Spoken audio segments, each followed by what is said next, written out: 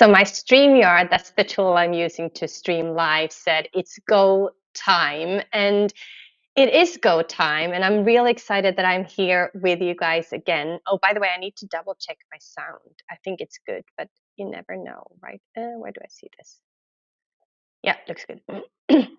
If you're here with me live, or if you're watching this and you pop in, or if you're watching this after it has been live, make sure you add a comment underneath. That way I can see that you're here. If you have any questions, if you have any thoughts, if you want to add anything, then make sure you add that in the comment section. I'm currently streaming this to Facebook, to LinkedIn, and to YouTube so that you can pick it up wherever you currently are. And if you want to watch any of my previous sessions, you find them on my YouTube channel. Just search for Jasmine Warner and you will find them. But in today's session, I want to actually cover one of the top, I would say, 5 things that people come to me and ask me about, and that is content creation. Content creation is a big thing on LinkedIn, as it is on any other social media channel, of course. But I, in particular, wanted to address content creation on LinkedIn and how to know what to post. Because we all know that impressions on LinkedIn have dropped significantly compared to what they used to be. And there are certain tips and tricks on what you can do to, I wouldn't say increase impressions. Of course, there are tips and tricks to that too. And I can get to that in a second. But to actually make sure that you reach your people, because it's not about the vanity metrics. It's not about whether you have hundreds of likes or hundreds of comments. It's about, do the right people actually see your stuff? That is important, not if you have thousands of likes and comments. Going viral doesn't mean that you will get all those leads and all those clients. And by the way, before I forget it, I have a new training coming up next week on Tuesday. It's called the LinkedIn Leads Training. And that is where I'm going to dive deeper into certain aspects of my framework. We're going to look into how to generate leads on LinkedIn and how to actually close those sales. So if you haven't registered already for that training, I will add the link underneath this video afterwards once I've closed this video. And we already have 126 people registered, so I'm super excited about it. But what happens when we get like a less number of impressions, less number of likes, maybe no likes, no impressions, or very, like, in comparison to before, much less, it might feel as if you start question yourself, start question whether you're actually putting out content out there that is really valuable, start comparing yourself to your peers on LinkedIn or to other creators on LinkedIn who it seems that it's going really well for them.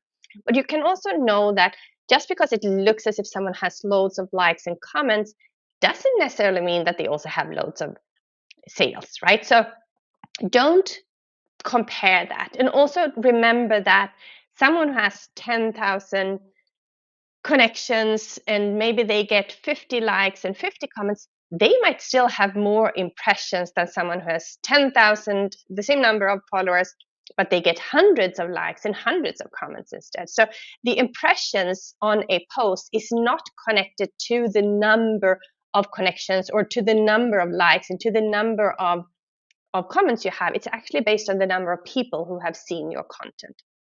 And when you're going viral, it's actually spread to so many other people that might not even be relevant for you.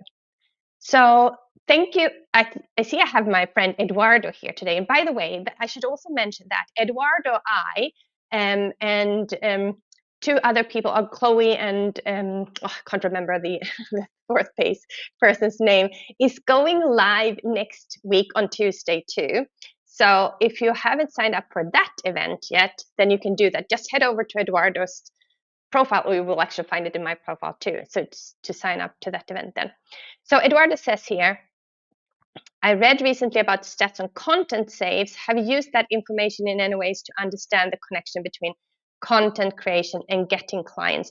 No, I haven't, Eduardo. I haven't dug deep into the content saves, but it actually, when someone saves your content, it sends this signal to LinkedIn, to the LinkedIn algorithm, that this content seems to be super duper important and valuable because there are people who are also saving this. So when you give a call to action, if you add the call to action, like save this content, then people might actually do that. If you don't give them a call to action, a lot of things will not even happen.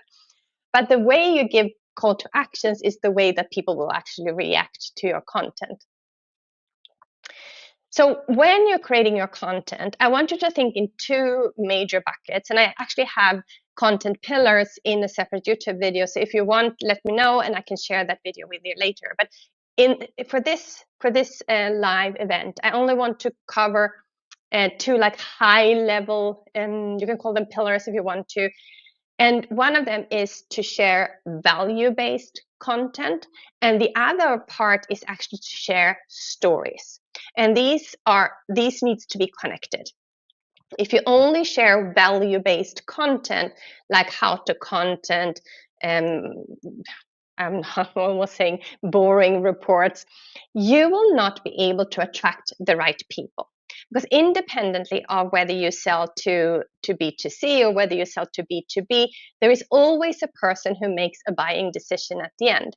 So make sure that even when you say value-based content, add your personal, or when you create, not sell, when you create value-based content, make sure you add your stories and your style to it. And that's where your stories come in. Like, what are your stories? What are your clients' stories? How does that relate to your ideal client? And if we then take it one step further, or actually one step back, is to why are you even on LinkedIn? Or why are you even on social media? What is it that you want to achieve? Like, that is so important, because if you don't know that, then it will be difficult to create content too. And then you need to connect it to, okay, so this is the reason why I am on LinkedIn, or this is the reason why I'm on social media. And I want to help this particular persona. That can be a corporate, or that can be an individual, or whatever it might be. But you need to have that person crystal clear. I had a person who registered for my training next week. And that person asked me a question, and how he could solve that. And I jumped over to his profile and I said, so you talk about HR people here, but in your content, I see that you post for job seekers. Like, I don't see the connection here. What's the connection? And then he said, no, I'm actually looking for a job in business development. I don't help people to look for jobs, but there is a clear disconnect here, right? You can't create content about something that you don't want to achieve. Like, that doesn't make any sense. That's just like making a huge way around a big problem that you might not want to attack. Instead, the importance here is that you build yourself as an authority and are seen as the expert in your niche. Can you once post about, I don't know, the best pizza that you ever ate and not make a business story about it? Absolutely. Like, people connect with people, people buy from people. But if you post about a pizza, and then next time you post about a yoga course you did, and the third time you post about, I don't know, how to make sales on LinkedIn, then people will be very confused and they will not understand what it actually is that you're talking about. Oh yeah, now we got the names here. Thank you, Eduardo. So it's Lucina, it's Chloe, it's Eduardo, and it's the incredible me too, who are going to be there in the next live event next week. So thank you so much, Eduardo, for sharing that. So if we start with your why, on why you want to be on LinkedIn, who it is here that you want to connect with, who it is here that you want to help and support, and then you add your value and your stories into that. You have like a, I would say, like the base for your content creation. And then to know what exactly it is that will actually help them, or that will actually pull them closer to you so that they decide that they want to invest in your services. You also need to look into what are their problems, what are their fears, what are their issues currently, and what are their desires? What is it that they want? Like, why, and why aren't they there already? Like, what is the gap in between? And then your content needs to be around these things. And one really important aspect here, which I think is coaches, and I've done those mistakes too, but coaches do it like very often. I see people using words like limiting beliefs. They are using words like the nervous system. They are using words. One of my clients said her inner compass yesterday. And I was like, you can absolutely use those words if your client are using those words. Are they talking like that? Or is it you who has come up with that language after you have gone through your coaching trainings and your development, and you have developed your language and you have developed your offers? If that's the language you are talking now, but you weren't before, and it's not the language that your ideal client is talking, they are not going to see your content. It will be for them as if, they come to your content and they see, oh, this is someone talking about limiting beliefs. I don't get this. This is not for me. And then they just scroll by it. So you need to understand the exact language that your ideal clients are using.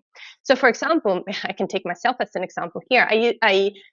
I said, I had a discussion with my friend ChatGPT, and I said, so what would they say? Would they say they want a solid, I think I said something like solid LinkedIn strategy. And he said, my ChatGPT is a he, by the way.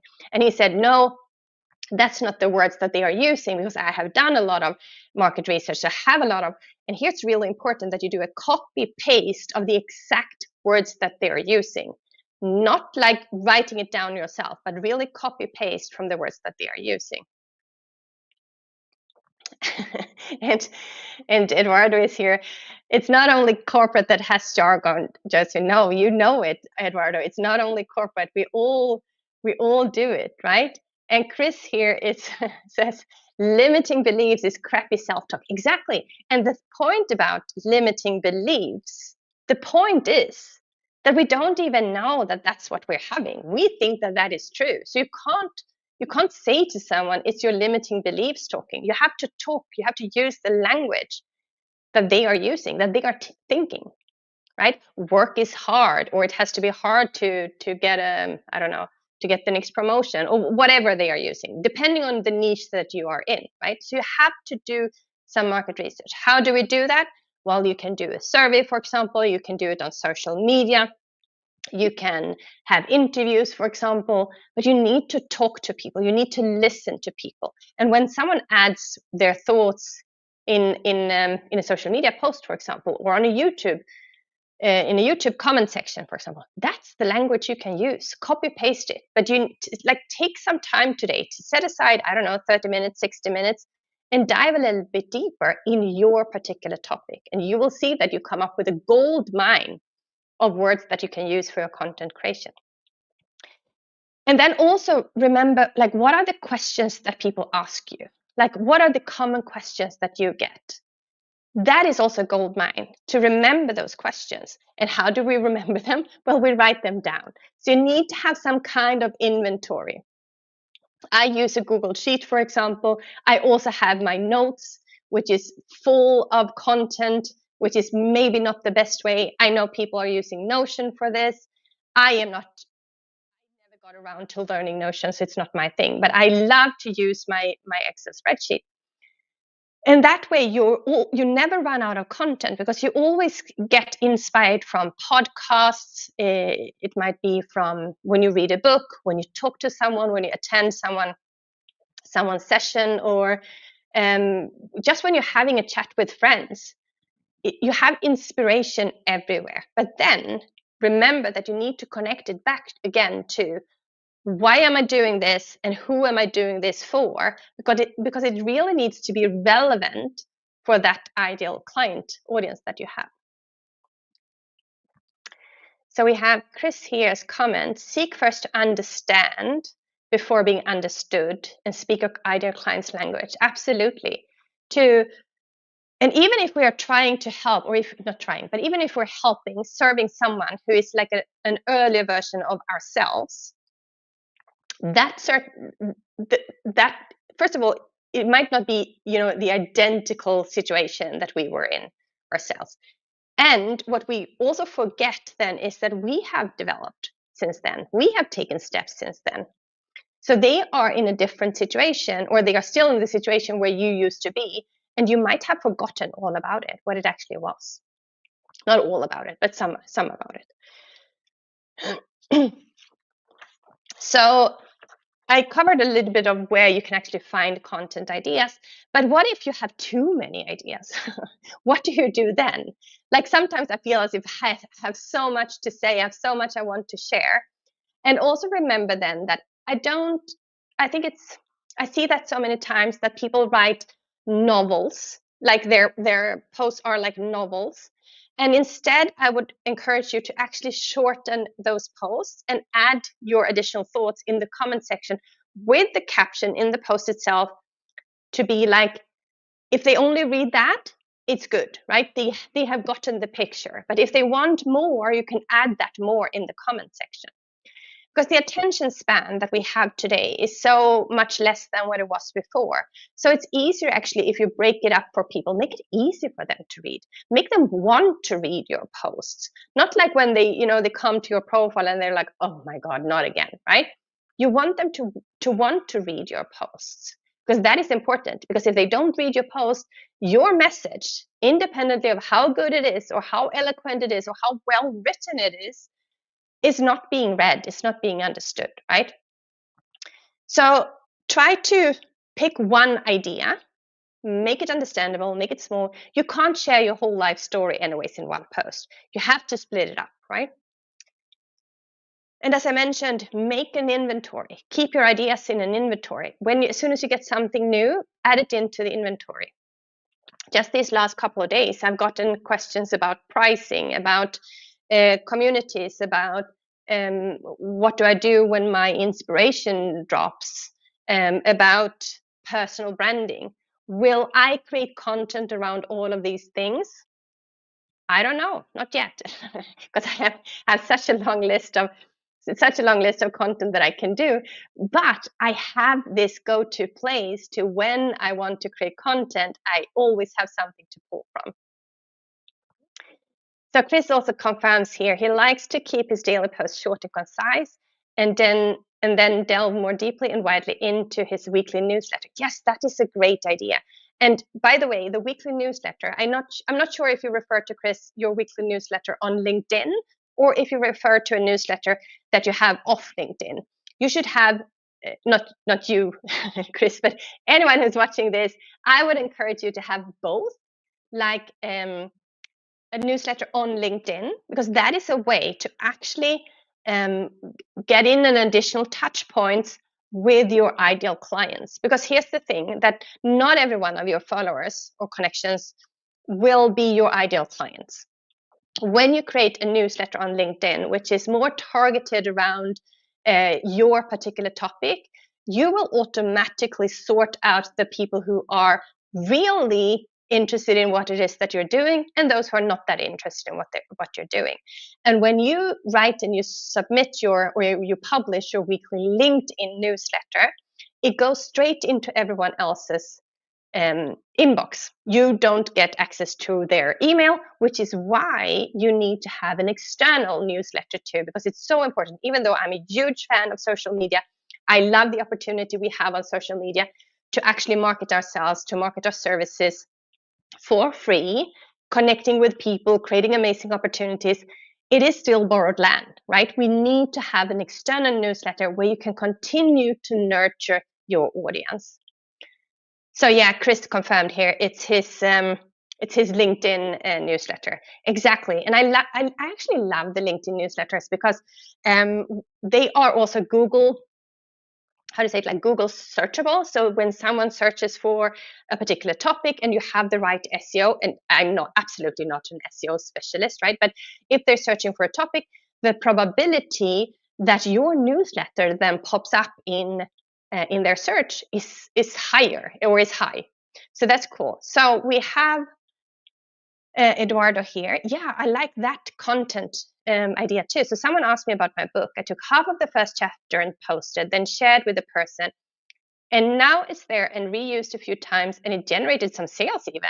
That's amazing. And what you can also think of doing, Eduardo, is actually to, if you haven't already, but is to make it into a freebie, to say that if you want to, you get the first chapter, and in exchange, I get your email address. So that could be another way to actually start getting closer to those people too. I love that idea.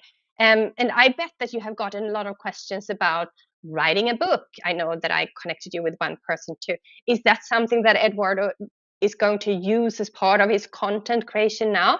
Maybe not. Maybe that's not that relevant for his business, but it could be something, right? To like, and just because we don't do it today doesn't mean that it's not there in the bank for us to do it later down the line, right? Because our businesses changes, our businesses evolves, our ideal clients evolve too. And when we have the bank of experiences, we have like an inventory of topics that we can draw from, everything gets so much easier. And I remember that in the beginning, it felt as if I was constantly reinventing the content creation wheel. I still create a lot of content. I really enjoy creating content too. I love writing. I love designing the things. Does it look perfect? No, it doesn't. And it doesn't have to be perfect. So maybe that's one of the last words then, to just do it. Right? I'm using the Nike words here. Just do it, right? Is it scary in the beginning? So scary. Like I wanted to throw up the first times I posted on LinkedIn in particular. I remember the very first time I did a social media post on Instagram. I thought the trolls were going to come and haunt me and tell me to go back to where they thought I belonged. Didn't happen, right? So do just post, create content. If you're uncertain about the ideas, send me a DM and we can have a quick chat about it. And if you haven't yet registered for my LinkedIn Leads training, make sure you do so now. You will join at least 126 people who are going to be there. So I would love to see you there too. And I will add the link underneath this video and I hope I get to see you there. Bye. Thank you so much for being here with me today.